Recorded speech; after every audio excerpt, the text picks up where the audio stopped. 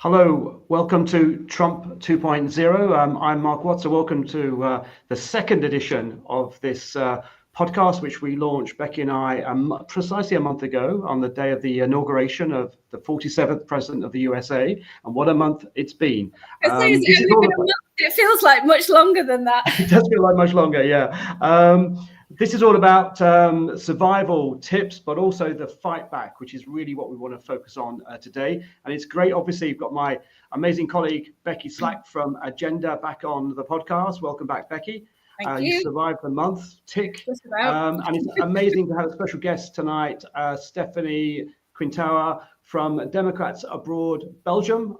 Welcome to you, Stephanie. Thanks so much for having me, Mark. And maybe just a quick round before we go into the serious stuff, just a quick round how we're feeling a month into Trump 2.0. Stephanie, maybe over to you. How has it met your worst fears? I think a lot of people think it's worse than they expected, or you'd read Project 2025, you knew what was coming. How do you feel about it? Well, I don't have a crystal ball, but I feel like with this administration, I really did have a crystal ball, because it's very much word for word what the Democratic Party thought would happen. Perhaps not at the same speed and fury, but definitely we saw this was coming. So not too surprised.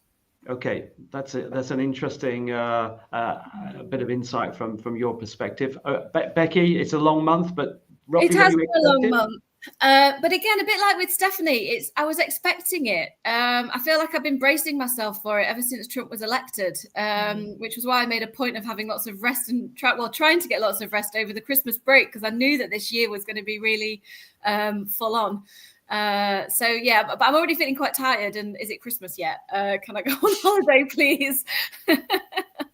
And I know we can only do our bit. One of the reasons, though, we're doing this is to help people survive the next 4 years, maybe even longer, or the next 2 years if we're optimistic about the midterms. And I think, trying to generate that positive energy, but also some practical tips on how we can not just survive, but hopefully fight back and build on it. I know that was very much a theme a month ago, that maybe this is a turning point for European social democracy and for progressives, that this is the wake-up call we've been maybe waiting for, and maybe in the US as well. This is a moment when we can actually organize and fight back. But if I can start off with a quote that I think set the mood for this week, which was from Timothy Snyder, the historian, and particularly this week, very dramatic, obviously, events in Brussels with the NATO meeting, but also, obviously, the events in Munich with the speech by the vice president.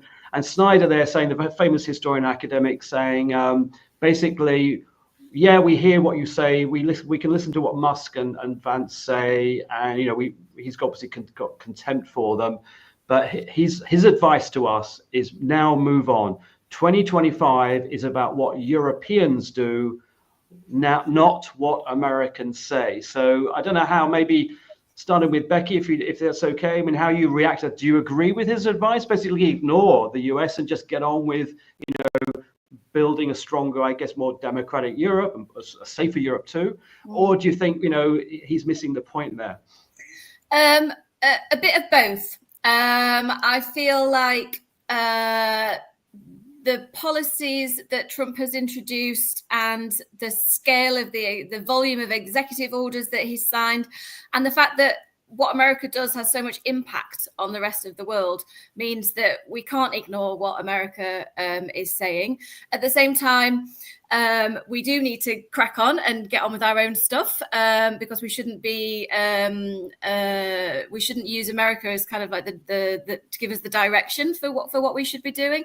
But at the same time, and this comes back to something I think we spoke about briefly last month, Mark, was around narrative and how Trump has emboldened other far-right movements. And so they are listening to what he has to say, and they're going to be mimicking it. And so I think we have a duty of care to our society to listen to what America is saying and figure out ways in which to respond to it. So it's a bit of both. It's like I don't want to be driven by America and taken off in a particular direction because of that. Much in the same way centre-right parties quite often move further far right to try and capture those far right voters. I don't think we should be doing that, but I do think we should be paying close attention so that we can counter some of it. So that's my starter for 10. Okay, that's very, very pragmatic point of view, very, very sensible. But obviously, to some extent, Snyder, I guess, is trying to provoke a reaction from us as well. Stephanie, how did you, react to events in Brussels and Munich, but also the Snyder advice is, just double down, focus on what we can do here in Europe, and basically ignore what's going on in the US. I mean, I know you probably can't afford to do that, but do you think Europeans should sort of disengage from the daily cut and thrust of US politics? I don't think so. I think that's a very luxurious statement to assume that Europeans can disengage. We live in a globalized society, and what happens in the US does impact what happens in Europe, especially when it comes to things like NATO.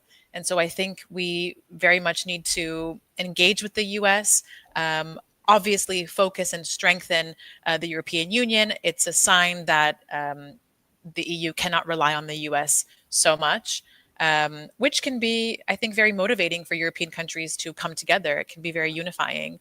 But as an American, I am biased, so I think Europeans should stay in the game with us.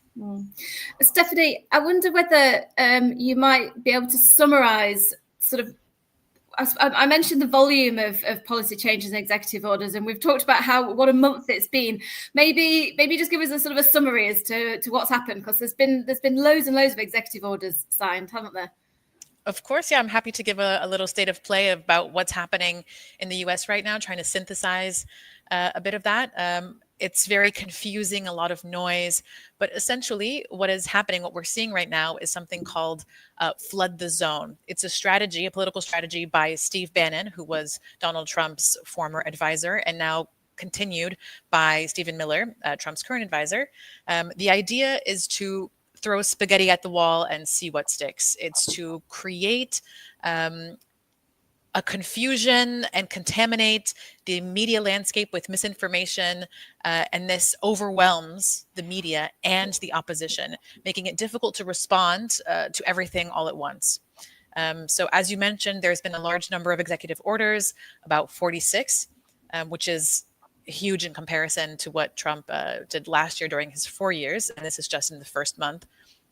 So everything ranging from tariffs against Canada to, birthright citizenship to Americans, which is a constitutional right.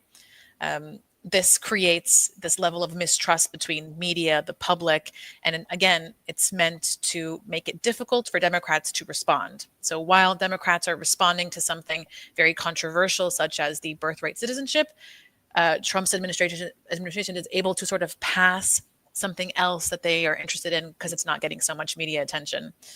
And this, then we can talk about Doge and Elon Musk. Let me know if you want me to go there. Well, US aid, which is having a big impact as well. All of those cuts is, as far as I can tell from the organizations that I've been talking to, there's the direct impact of US aid cuts. There's the fact that all of those people have now lost their jobs. There's the impact on US agriculture.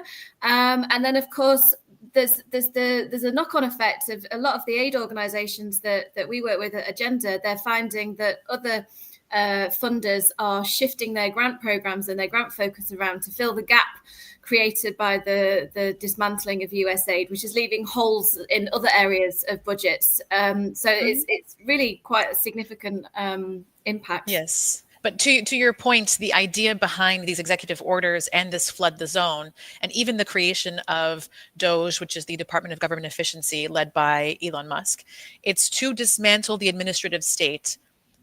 It's not just trimming, the fat, so to speak. It's intentional, again, to sow mistrust, saying everything is corrupt, everything is mismanaged, removing personnel from the Treasury, from the FBI, and replacing them with loyalists and essentially cronies. Donald Trump, as we know, he very much rewards and expects loyalty. And this is what he didn't have during his first administration. I don't know if you guys remember, but it was kind of chaos in a different sense in the White House, where people were getting fired left and right. He couldn't keep, staff on board in his cabinet. There were leaks everywhere. We even had Scaramucci, who was his press secretary, that lasted a grand total of 30 days? I don't even know. But the idea is to create these mass firings, hire loyalists, and this is all part of Project 2025. So he is following it to the T. Yeah, and just a point about who is. Sorry, Mark, you go first. No, I was going to ask if you don't mind, because I think all of us have been very much emboldened by the organization, by various groups, NGOs, the states themselves, the attorney generals at the state level, organizing and combining and coordinating the legal action, the legal pushback, and take a legal action, which has been successful in many cases to at least slow down the pace of the executive orders. In some cases, getting judges to actually seriously challenging them, like a Reagan-appointed judge saying the birthright issue was a constitutional right, for example.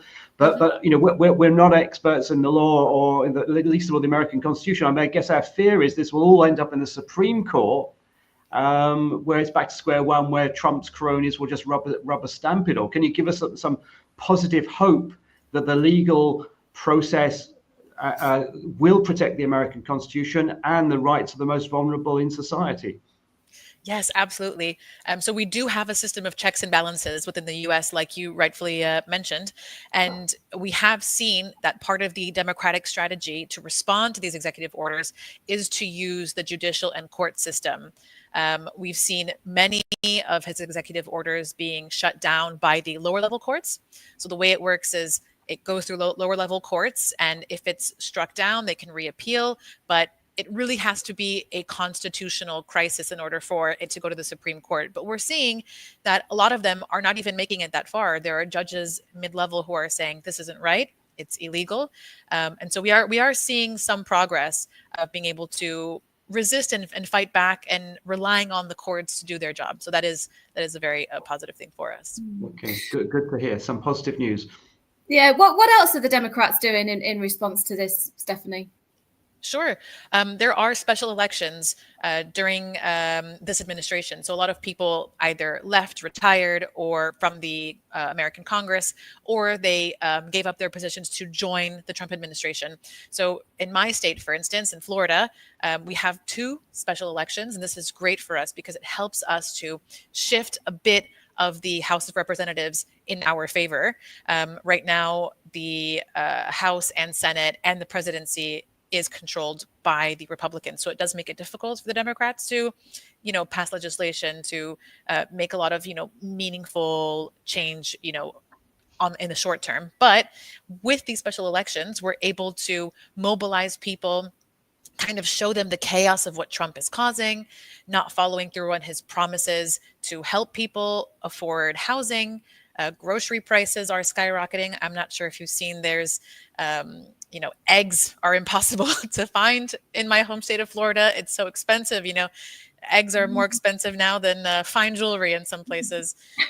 So these all help us to demonstrate how he's not following through for the American people. So these special elections are really key for us, and we're mobilizing. And so we're hoping that we can get people to the polls. Yeah. And have there been many protests, people out on the streets? Yes. So here in Brussels, we had our own protest for Democrats Abroad Belgium. We were trying to show Pete Hegseth, who is the new Secretary of Defense, that he is not welcome, and that we disagree with his stance on NATO. And there have been many protests in the U.S., similar to the Women's March in D.C., some in New England, Florida, even some in Texas. A lot of university towns are having protests with young students who are mobilizing, which is something that we risk seeing less of, but we're starting to see them marching in the streets. Mark, what do you think? Like, how's Europe responding so far? Like, when you've been out and about in Brussels, like, what's the reaction been? Well, this is my concern, really, that we do seem to be a bit like, to use all the cliches I can think of, like, the rabbits and the headlamps, the headless chickens, that, oh my God, I didn't, it's shocking. And I think that's my concern, that particularly how the Europeans reacted in Brussels to Hesketh, they seem to be shocked by his, not just by what he said, but the way he said it. His whole, the arrogance, if you like. I think they've never been spoken to like that before. There was no diplomacy. It was just, I think for some Europeans, it was rude. It was shocking. They're just not used to that in terms of diplomacy. And of course, Vance repeated that in Munich, where again, I think I was surprised that they were surprised. Because as Stephanie said at the beginning, this is what they promised to do. It was in their program. It's in Project 25. That's what they've said on the stump and in their speeches. They just repeated, to be fair, what they said they were going to do. I think a lot of it was the manner in which they said it. Us Europeans are just not used to being told things so bluntly, if you like. And I think it's that lack of diplomacy. The special relationship meant mutual respect. And that meant sort of, really being nice to each other and respect. And clearly they signal there is no special relationship. We will treat you no differently to anyone else. And I guess that's one of the key points I want to make today, that one of the things we've got to fight back on is we are not a weak continent, Europe. We're a very strong continent. We're a very successful continent. And we're a very economically successful continent because of the economic model we have, which is we want to have entrepreneurship and the market economy, but we want a very strong social safety net with free or affordable healthcare, with good, decent pensions, with a focus on training and innovation, and the figures speak for themselves. And that's one thing I think we need to reframe the narrative. And I think Draghi didn't really help us. He said a lot of things about the wake-up call, but we're also been talking ourselves down, that we are weak and vulnerable, and we've got to basically appease the Americans, when I think, no, we want to be friends with the Americans. A lot of us, like we said last time, have got friends and family in the US. We don't want to fall out with them, but we are equal partners, and they have to treat us like equal partners, but we have to behave like equal partners. So I'm going to be a boring economist now, and I'm just going to show you 2 or 3 graphs where we can try and fight back. So, I mean, one is like this one here on basically how big we are compared to the US and China. So EU's on 15% in terms of the share of the economy, of the global economy, US 15%, China up there at 19%. So basically we're the same size as America in terms of economy.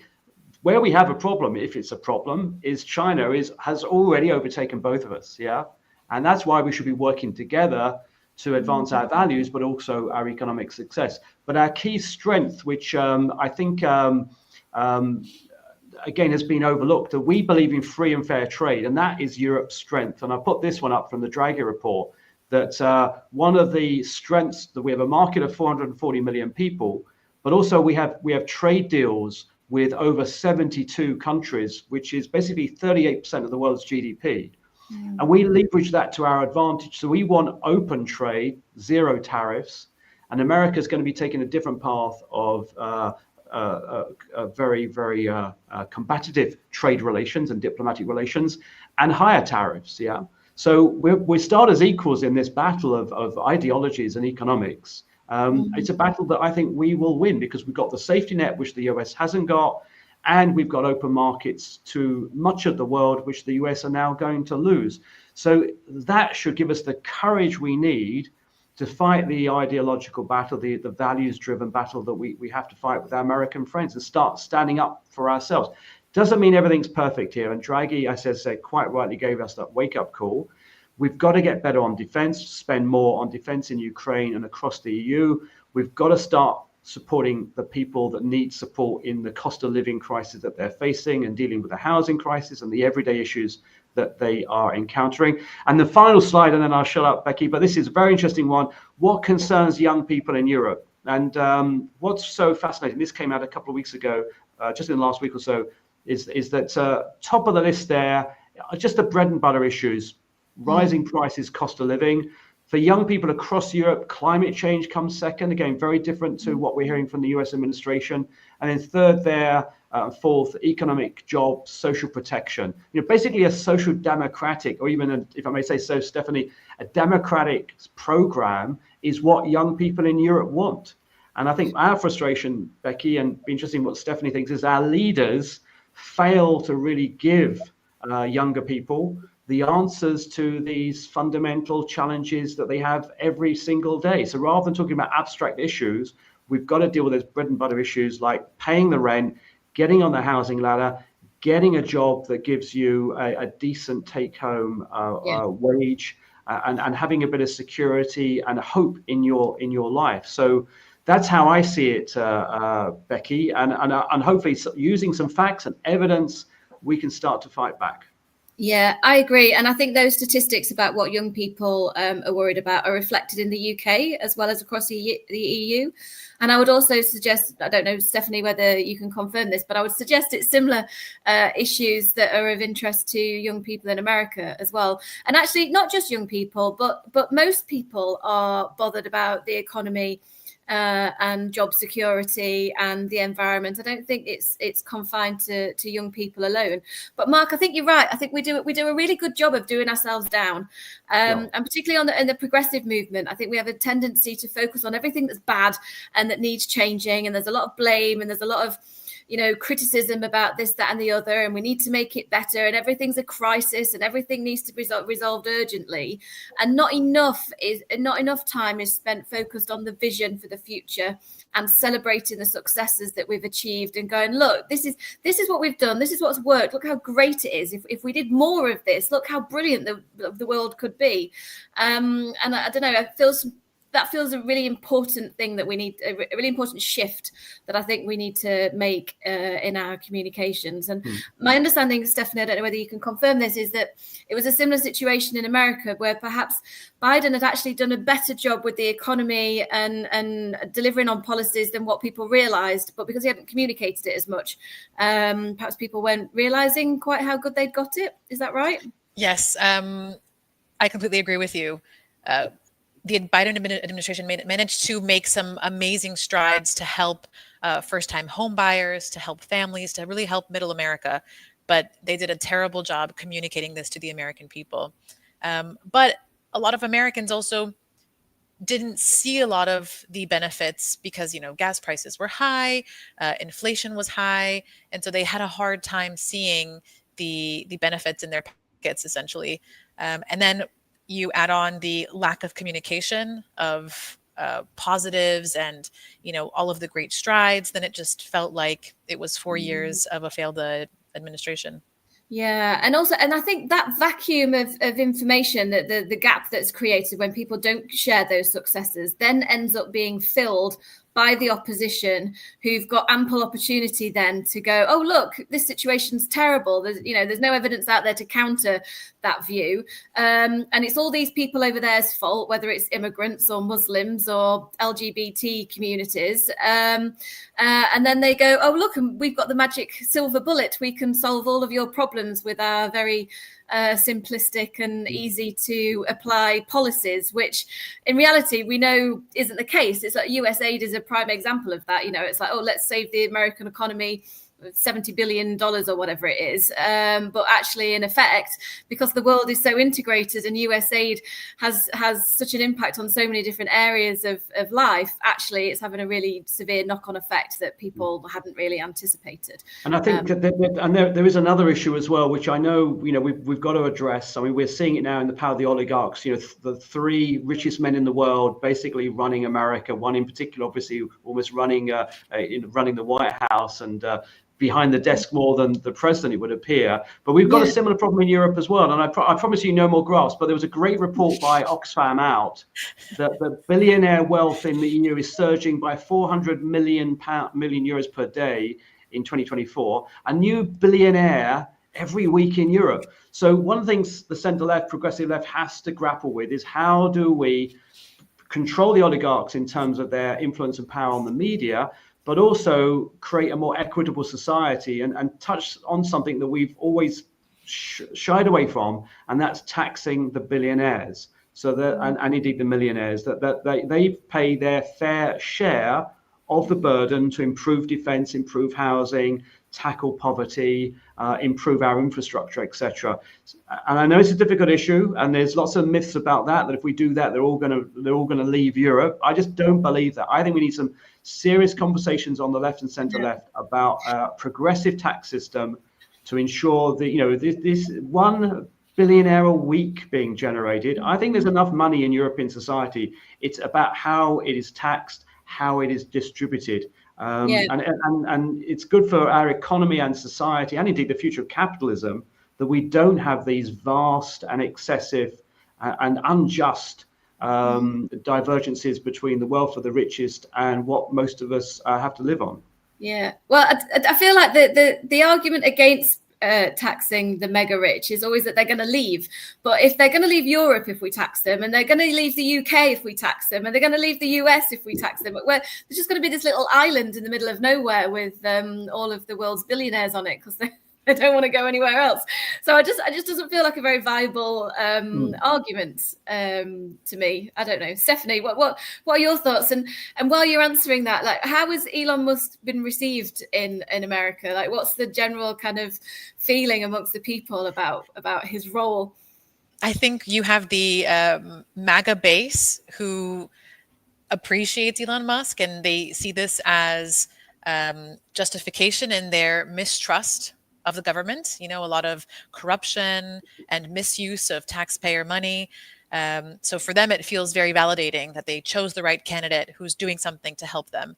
But then he goes on to cut things like Medicaid, which millions of Americans rely on to support them in retirement.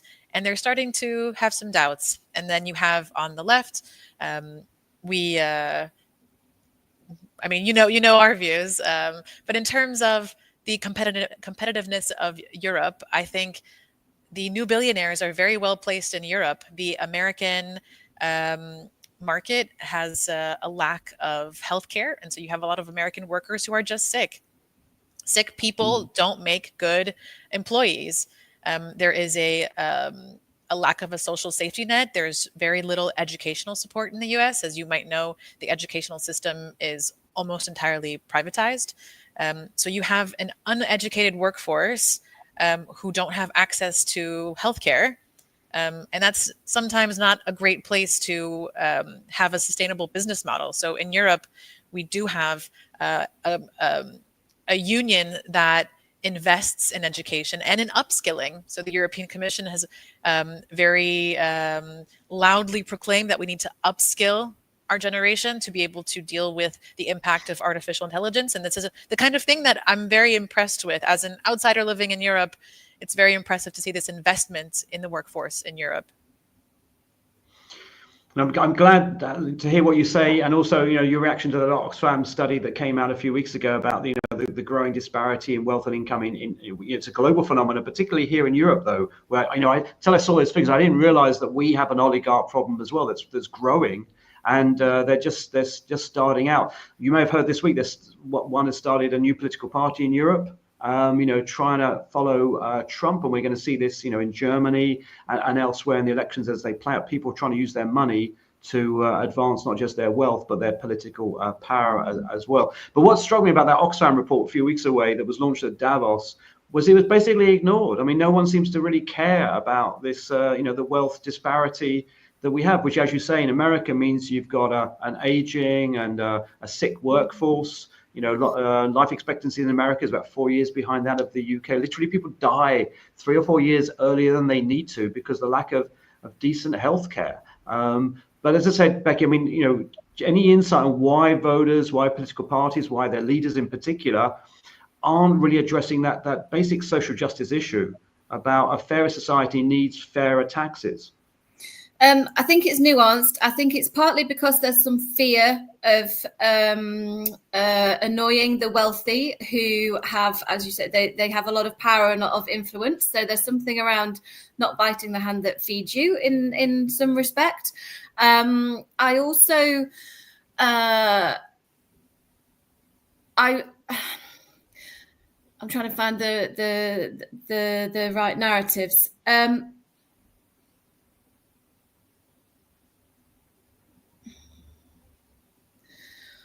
There's something around people feeling that they are wealthier than what they actually are. So there was some research done a while ago that looked at class in the UK, and a lot of middle class people, classify themselves as working class because they don't want the stigma of being deemed middle class.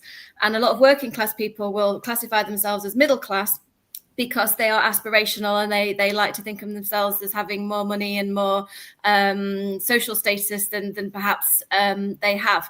And the similar kind of research exists around wealth and what people qualify as, how people decide whether they're rich or not. So if the message is tax the rich, if you are a middle income person, but you consider yourself wealthy, then you think that this tax the rich message is being aimed at you. So there's something around narrative and making sure that it's clear that we're taxing the mega rich, that tiny kind of 0.01% of the population, to make sure it's really clear as to who it is exactly that these policies are aimed at, I think.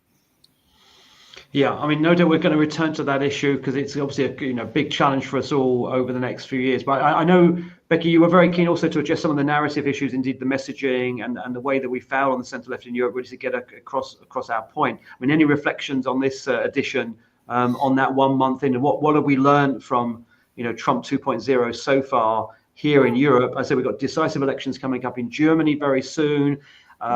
We've got obviously French elections. I think it's next year. The battle will be raging here in Europe as well. And are we ready? I don't think so, but I do feel like everybody is talking about this now, and everybody's thinking about it.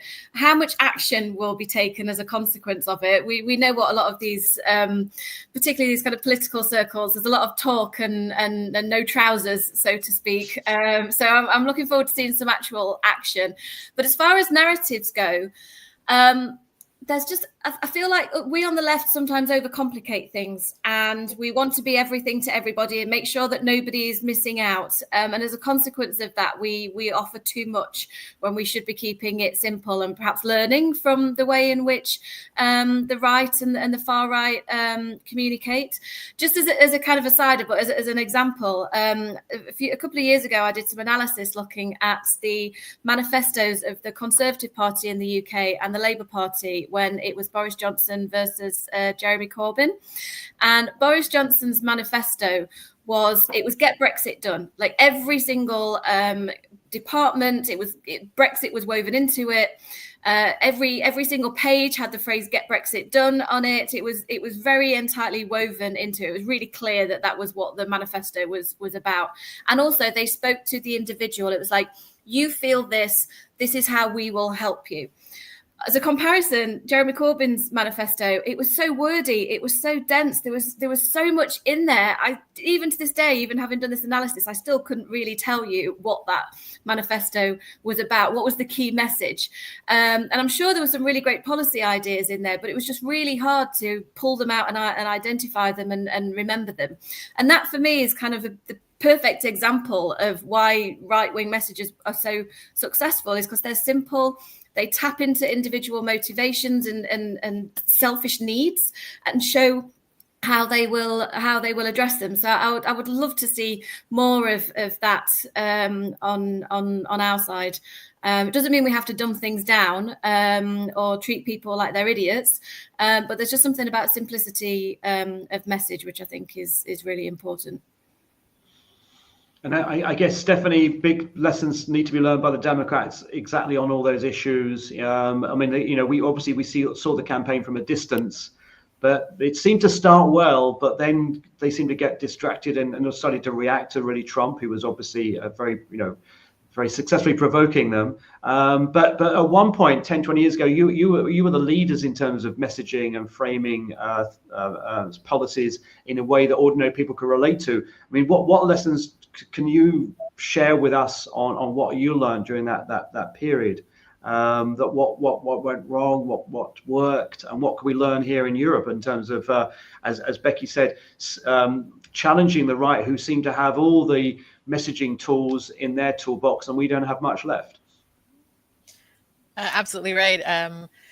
I believe that if anything, it confirms Becky's intuition of having a message that is more simple, and not simple as in dumbing down, but as something where the essence is grasped by many different Americans. Obama's message of hope was a simple one, but one that really captured the spirits and imagination of Americans from different parts of the country. And we have to remember that in, Vice President Kamala Harris, she did a great job in the 3 months that she had for a campaign.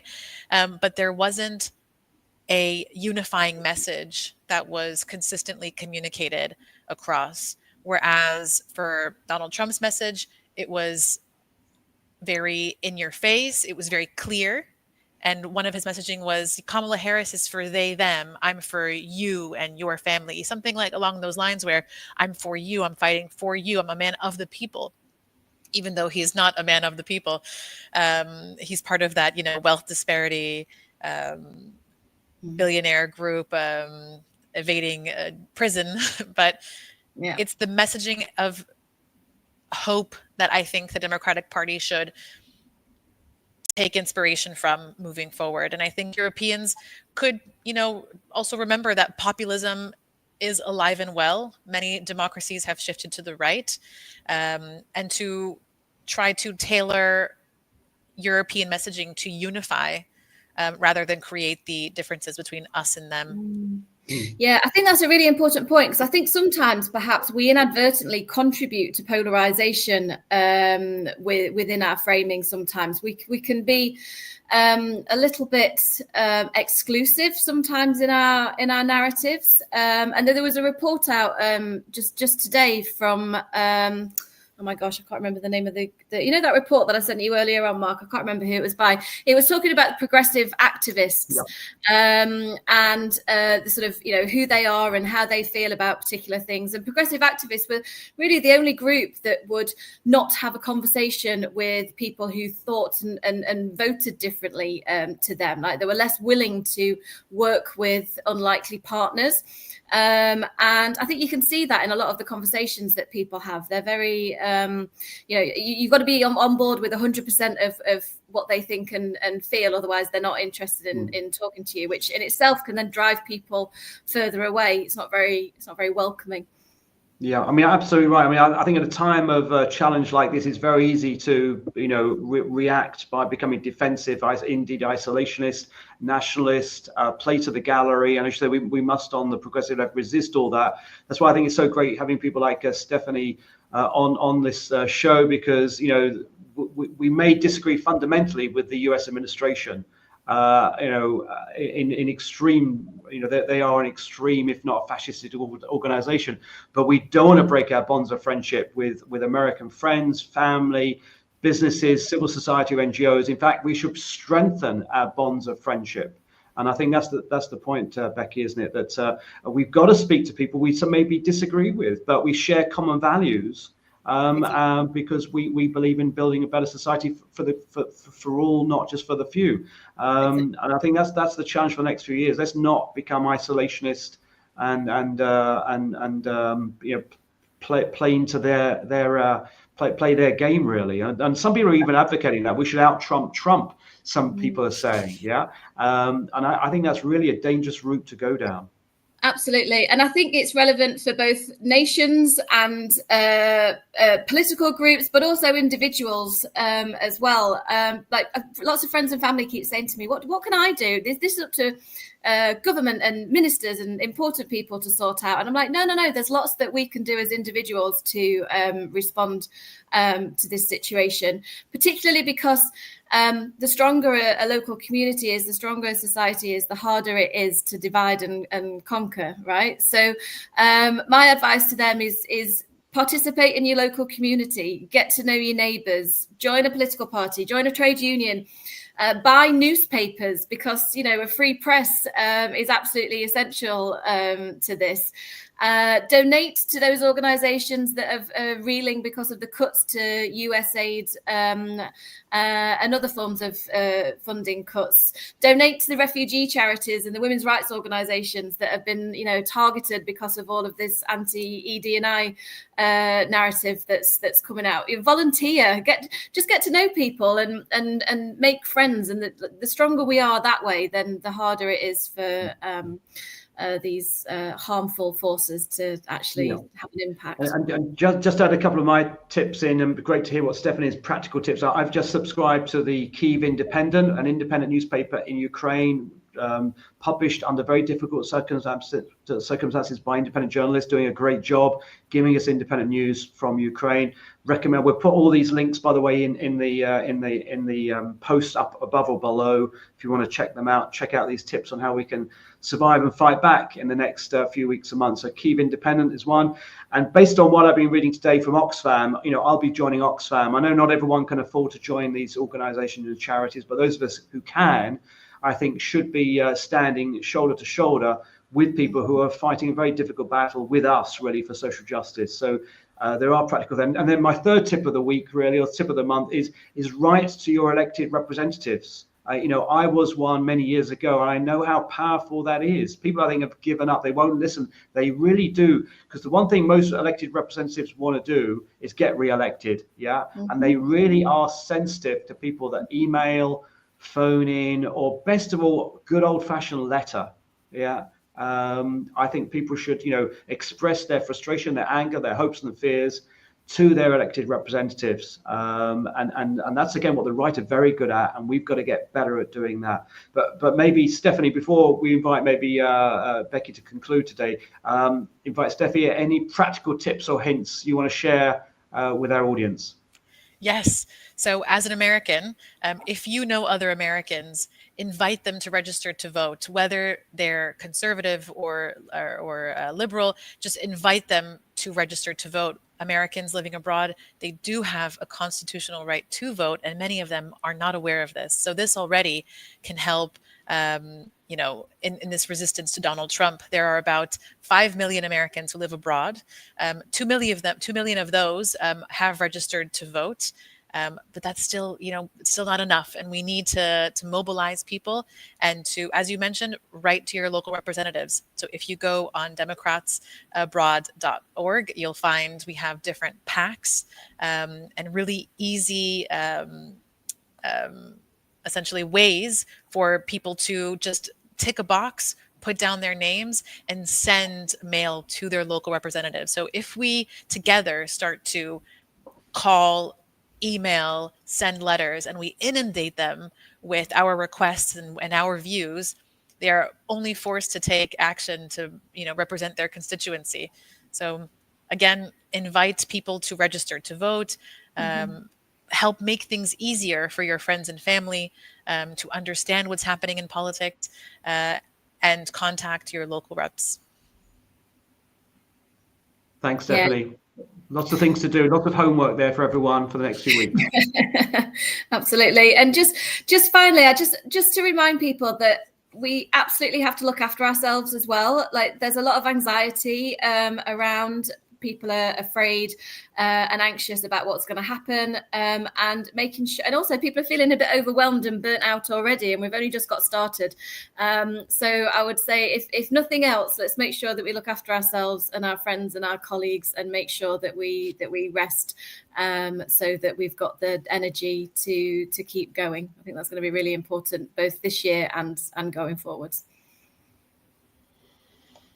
Well, thanks, Becky. Thanks, Stephanie, and thanks everyone watching. And make sure, if you watch this, you like and you share. Tell us what you think. Get questions in and comments for the next show in a month's time. And let's not just react to Trump every day, but let's fight back and fight for everything we believe in across the Atlantic, in Europe and America, and indeed beyond. So thanks everyone for watching, and look forward to catching up with everyone in a month's time. Thanks for having us. Thanks for coming, Stephanie. It's been great. Thank you so much for having Democrats Abroad. Goodbye, everyone.